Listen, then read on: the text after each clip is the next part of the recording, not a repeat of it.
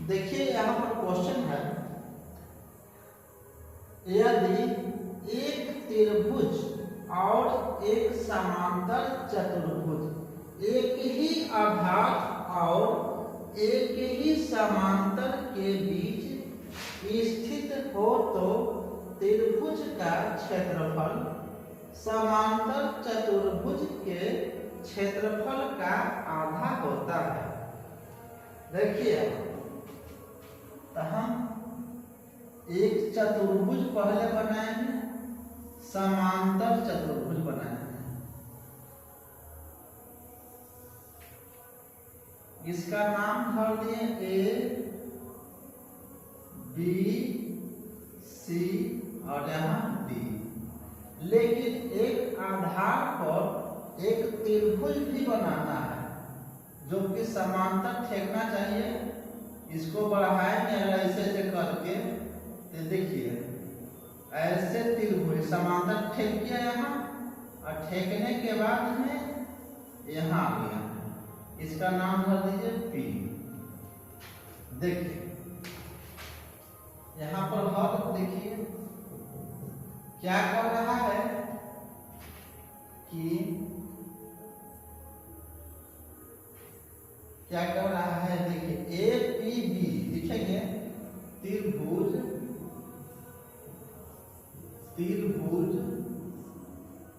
ए P B और चतुर्भुज ए B C D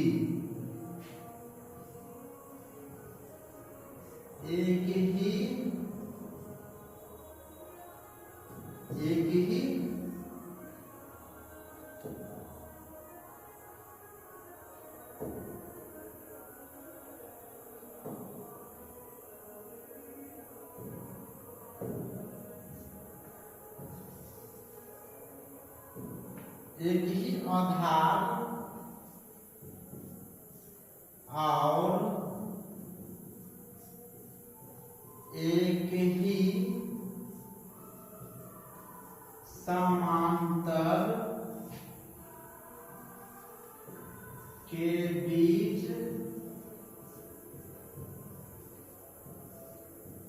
स्थित है। तो क्या करना, तो सिद्ध करना है, तो सिद्ध करना है त्रिभुज ए वाला ए पी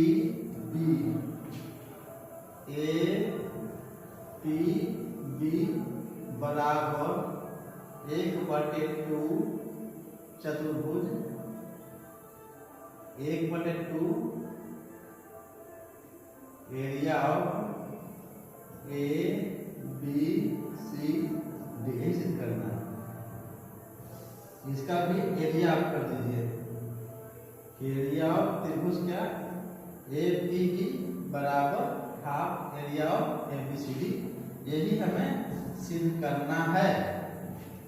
तो हम रचना करेंगे, रचना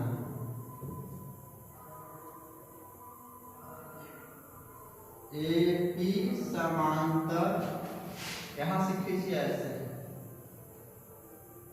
यहाँ पर बी एन कर दीजिए, ए पी समांतर बी एन बनाया। अब देखिए, आप प्रूफ चलेगा, प्रूफ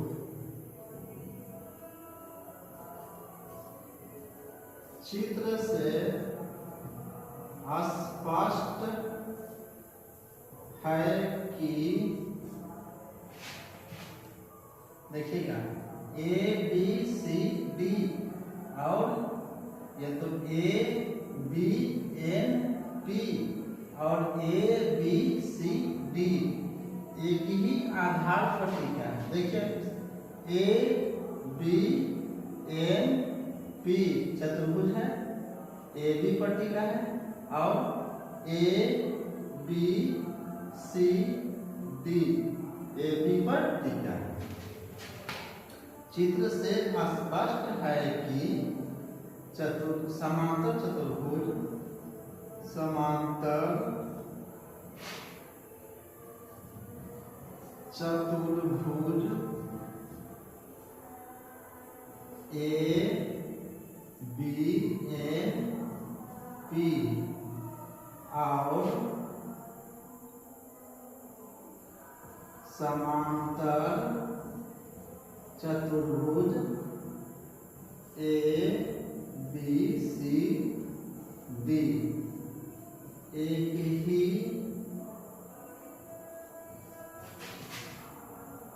आधार और एक ही समांतर के बीच स्थित है। इसलिए हो जाएगा area of A B N P बराबर ए बी एन पी बराबर A B C D. Area of A B C D समीकरण फर्स्ट। अब देखिए चतुर्भुज ए बी एन पी में चलेंगे।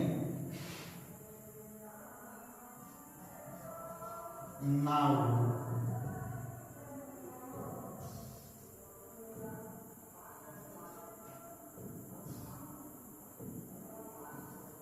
समांतर चतुर्भुज ए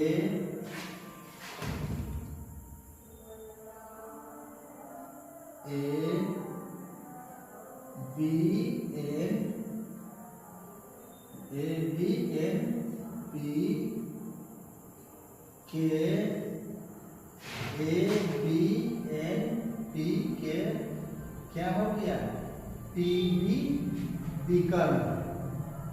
समांतर चतुर्भुज ए बी एन पी के पी बी विकल्प है, लिखेंगे पी बी विकर्ण है। इसलिए एरिया ऑफ त्रिभुज ए पी बी बराबर एरिया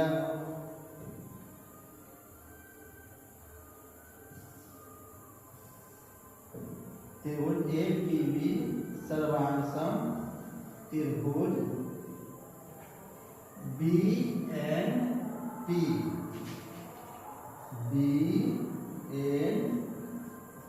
ऐसा क्यों हुआ तो तर्क देंगे यहाँ कि चूंकि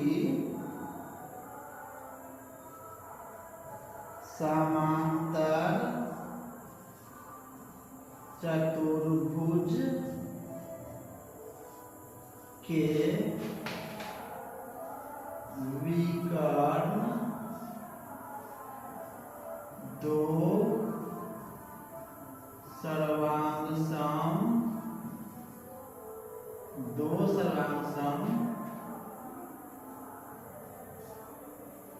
त्रिभुजों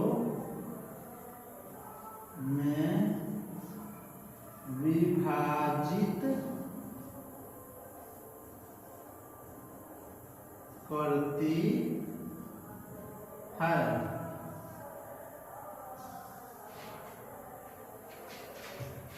इसलिए क्या हो जाएगा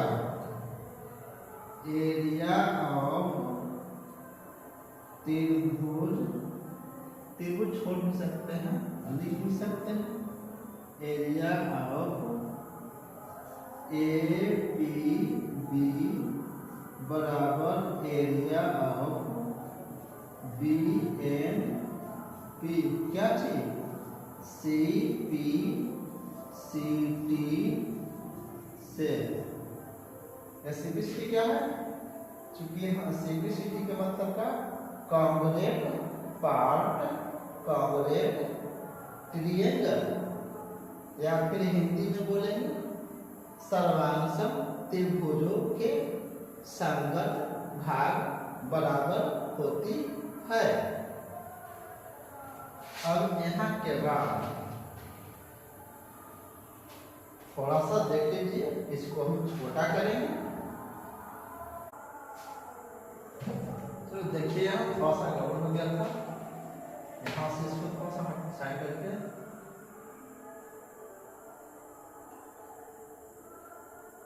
चलिए यहाँ हम बनाते हैं। देखिए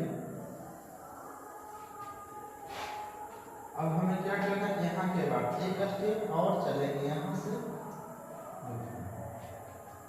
समीकरण फर्स्ट से चलेंगे। अच्छा ऐसे करते हैं, यहाँ स्पेस नहीं है, यहाँ पर रखते हैं समीकरण फर्स्ट से। समीकरण फर्स्ट में क्या है, देखिए एरिया ऑफ, इसको लिखना है आपको, एरिया ऑफ क्या है, A B N P equal area of A B C D.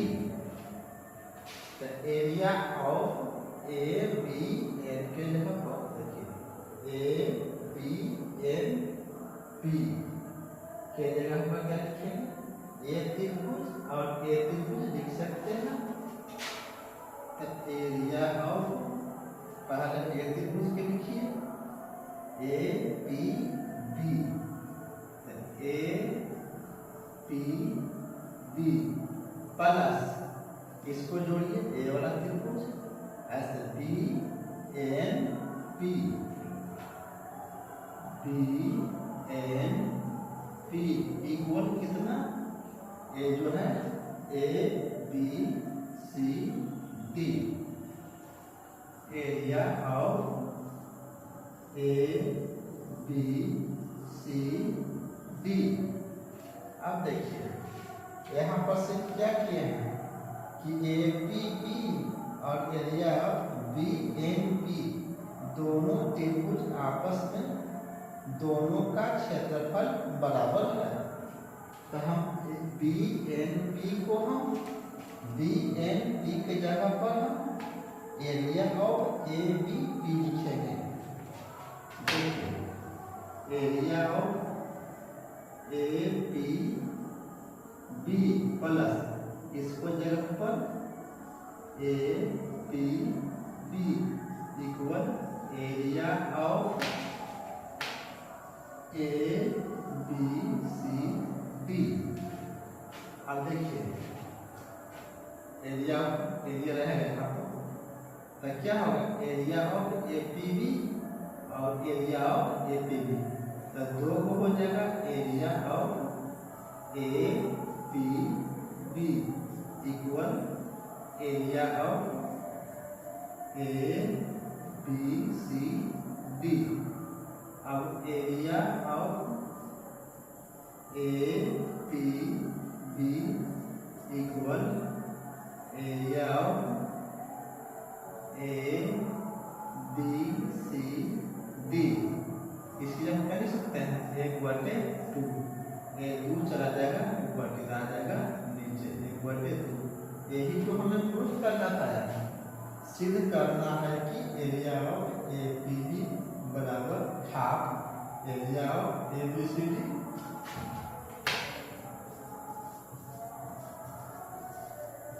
ये हो गया क्लियर।